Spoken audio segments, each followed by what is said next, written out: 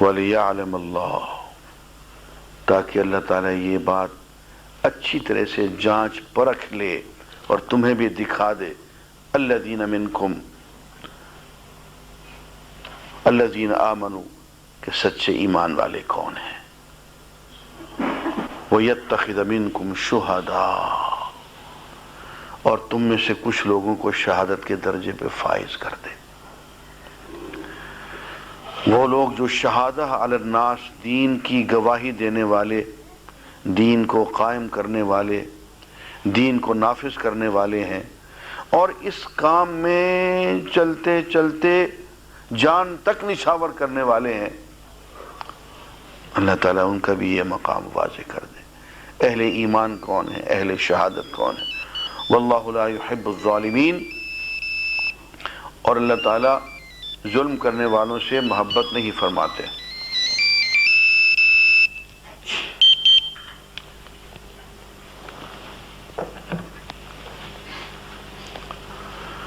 اور یہاں اللہ تعالیٰ ایک سنت بیان کر رہے ہیں کہ یہ سارے کا سارا جو پروسیس ہوا ہے، ہوا تمہاری غلطی سے ہے، نافرمانی سے ہوا ہے،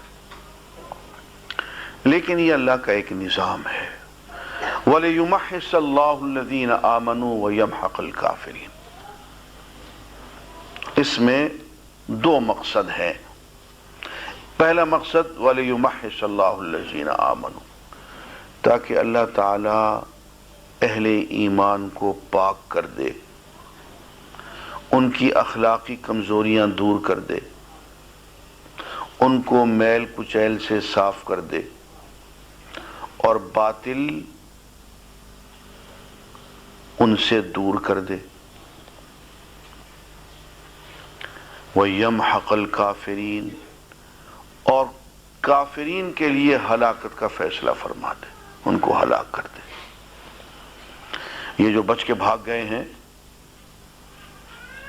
یہ بچ نہیں سکیں گے، یہ ہلاک ہوں گے، یا اسلام قبول کریں گے یا کافر رہے تو ہلاک ہوں گے۔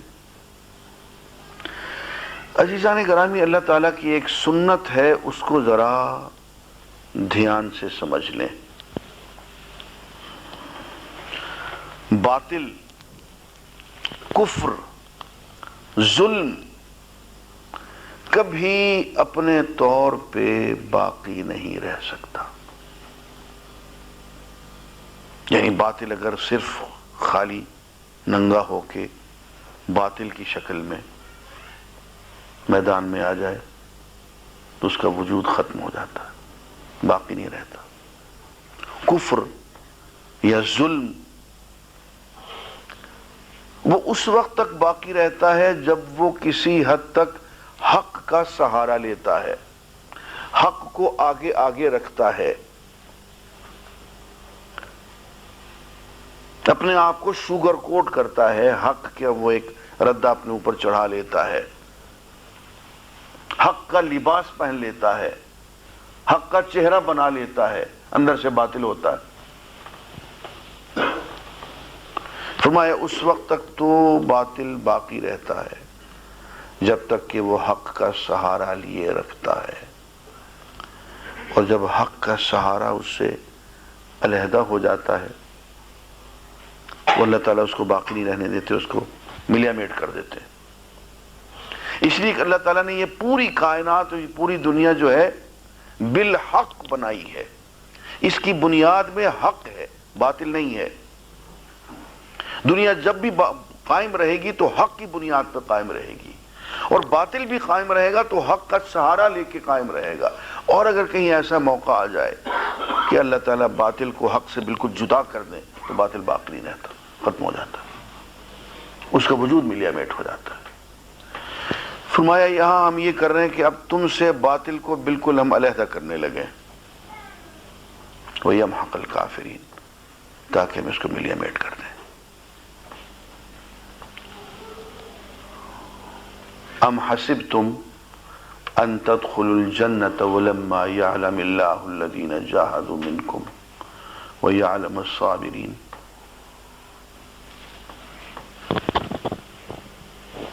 تم نے یہ سمجھ رکھا ہے کہ جنت میں منہ اٹھائے چلے جاؤ گے، سیدھے سیدھے جنت میں داخل ہو جاؤ، اور کرنا کرانا کچھ نہیں پڑے گا، کوئی قربانی نہیں دینی پڑے گی، کوئی راستے میں معرکہ نہیں آئے گا، کوئی اونچ نیچ نہیں آئے گی،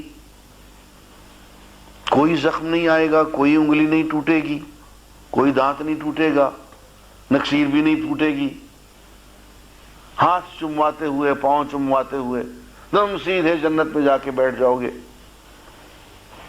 نہیں، یہ اللہ کی سنت نہیں ہے۔ میں دو چیزیں جب تک کہ ان کی جانچ نہیں ہو جائے گی تم جنت میں داخل نہیں ہو سکو گے۔ یہ پھر اللہ کی عجیب سنت ہے جو قرآن میں بیان ہو رہی، اور یہ افراد کے لیے بھی ہے اور جماعتوں کے لیے بھی اور اقوام کے لیے بھی ہے۔ تم نے سمجھ رکھا ہے کہ تم سیدھے جنت میں داخل ہو جاؤ گے، اور اللہ تعالیٰ یہ بات جانچ کے پرکھ کے نہیں دیکھیں گے، نہ تمہیں دکھائیں گے کہ تم میں کون لوگ ہیں جاہدوا منکم، جو تم میں جہاد میں لگے ہوئے ہیں، وَيَعْلَمُ الصَّابِرِينَ، اور کون ہیں جو صبر و استقامت اختیار کرنے والے ہیں۔ معلوم ہوا کہ جنت میں داخلہ جو ہے وہ دو چیزوں پہ مشروط ہے، نمبر ایک جہاد، نمبر دو صبر و استقامت۔ پوری زندگی جہاد بنا دو، اس پہ پھر ڈٹے رہو، صبر و استقامت اختیار کرو۔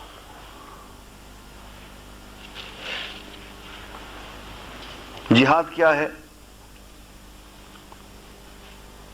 کہ اللہ کے دین کو، یعنی جہاد کی ابتدا یہ ہے کہ اللہ کے دین کو سیکھنے میں لگ جانا، یہ جہاد کی ابتدا ہو گئی۔ اور جہاد کی انتہا کیا ہے؟ کہ خم ٹھونک کے میدان جنگ میں آ جانا اور شہید ہو جانا، آخری منزل۔ درمیان میں جتنے بھی کام ہیں یہ سب جہاد ہے، سیکھنا، سکھانا، اس کے لیے جد و جہد کرنا، اس کے لیے راستے میں جو جو رکاوٹیں آئیں جو سب کو برداشت کرنا اور برداشت کرتے چلے جانا۔ وَلَنَبْلُوَنَّكُمْ بِشَيْءٍ مِّنَ الْخَوْفِ وَالْجُوعِ وَنَقْصٍ مِّنَ الْأَمْوَالِ وَالْأَنفُسِ وَالثَّمَرَاتِ، تو تمہیں آزمائیں گے، کچھ خوف سے، کچھ بھوک سے، کچھ مال کا نقصان ہو جائے گا، کچھ کھیتیاں فصلیں برباد ہو جائیں گی، کچھ جانیں تلف ہو جائیں گی۔ بشر الصابرین، جو صبر کرنے والے ہیں ان کو بشارت دے دیں کہ جب ان پہ کوئی مصیبت آتی ہے تو کہتے ہیں انا للہ و انا الیہ راجعون، ہم تو ہیں ہی اللہ کے اور اللہ کی طرف پلٹ کے جانے والے ہیں۔ یہ صبر کی کیفیت ہے۔ فرمایا یہ دو چیزیں جو ہیں جب تک کہ اللہ تعالیٰ دیکھ نہیں لیں گے تو کیا تمہیں سیدھے اٹھا کے جنت میں ڈال دیں گے؟ یہ ساری زندگی اسی امتحان کے لیے تو دی ہے کہ اللہ تعالیٰ یہ دیکھے تم میں جہاد کرنے والے کون ہیں،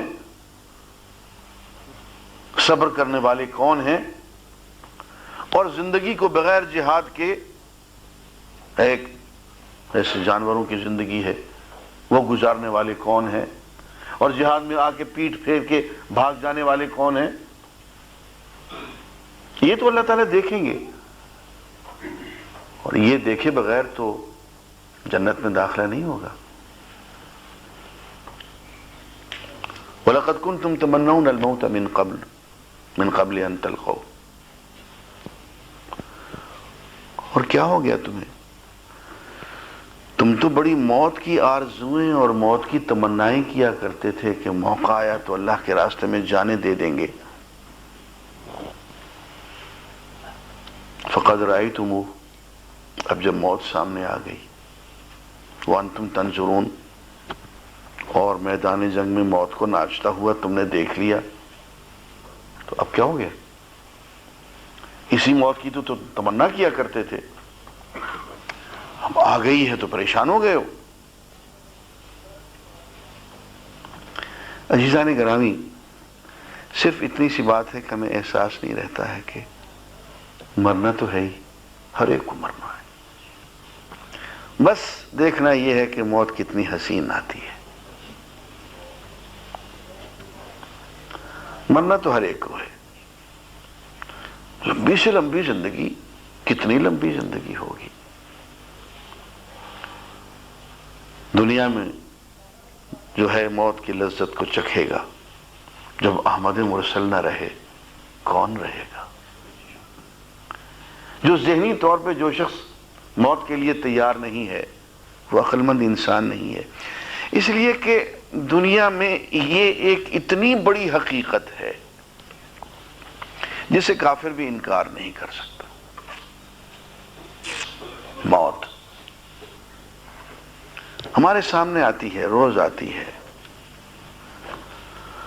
ہاں یہ ضرور ہے کہ عبداللہ بن مسعود جب ایک صحابی کو دفن ہوتے ہوئے دیکھتے ہیں تو اللہ کے سامنے گڑ گڑاتے ہیں، دعا کرتے ہیں کہ اے اللہ ایسا کیوں نہیں ہوا کہ یہ لاش میری ہوتی۔